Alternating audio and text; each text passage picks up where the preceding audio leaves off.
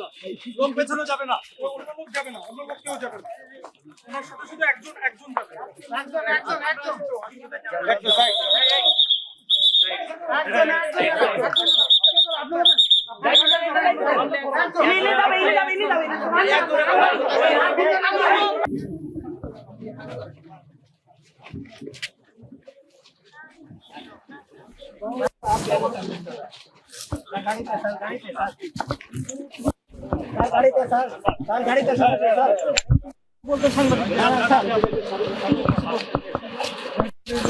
গণপ্রজাতন্ত্রী বাংলাদেশ সরকারের কুষ্টিয়া আসনের 1 আসনের যিনি নির্বাচিত এমপি হাফেজ মাওলানা মুফতি আমির হামজা সাহেব, ওনার বিরুদ্ধে আমাদের বারের যিনি আইনজীবী অ্যাডভোকেট হুমায়ুন কবির কর্নেল ভাই, উনি একটা 500 ধারা 296 ধারা এবং 506-এর 2 ধারা মোতাবেক একটা মামলা করেছিলেন।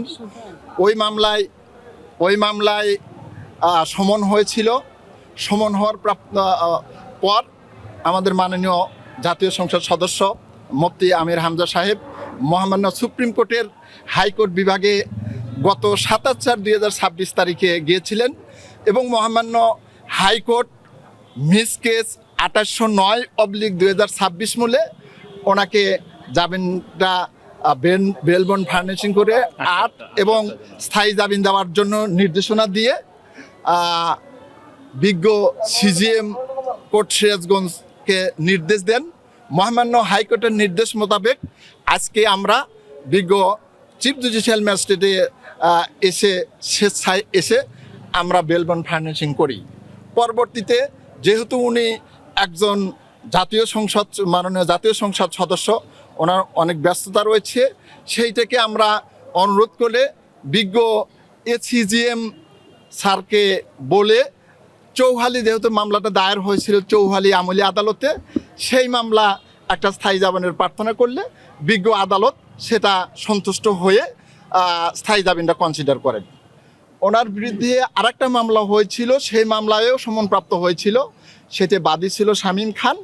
ওই মামলাও যেহেতু উনি আসছে, এ মামলাটাও বিজ্ঞ অতিরিক্ত চিফ জুডিশিয়ালকে অনুরোধ করে আমরা স্বেচ্ছায় জামিনের প্রার্থনা করলে ওই মামলাটাও বিজ্ঞ অতিরিক্ত সিজিএম স্যার ওনাকে স্থায়ী জামিনটা কনসিডার করেছেন। কুষ্টিয়া সদর আসনের এমপি মুফতি আমির হামজা, সে যথা নিয়মে সবসময়ই বিভিন্ন রাষ্ট্রের বিভিন্ন গুরুত্বপূর্ণ ব্যক্তিদের বিরুদ্ধে অশালীন মন্তব্য করেন।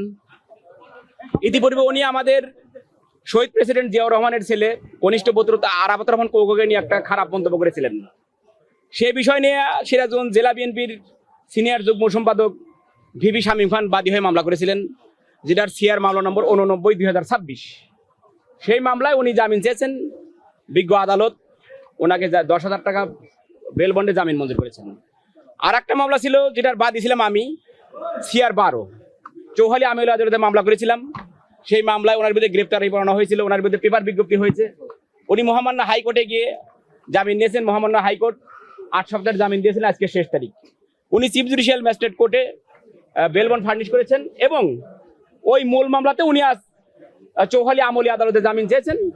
বিজ্ঞ আমলি আদালত 10,000 টাকা জামানতে জামিন মঞ্জুর করেছেন। আদালত বেল বন্ড ফার্নিশ করেছেন এবং চৌহালি আমলি আদালত ওনার জামিন মঞ্জুর করেছেন। আর এই মামলাটা ছিল আমাদের সিরাজগঞ্জের কৃতি সন্তান, আমাদের হৃদয়ের স্পন্দন জনাব ইকবাল হাসান মাহমুদ টুকু ভাইকে নিয়ে উনি অশালীন মন্তব্য করেছিল, সেই প্রেক্ষাপটে এই মামলাটা হয়েছিল।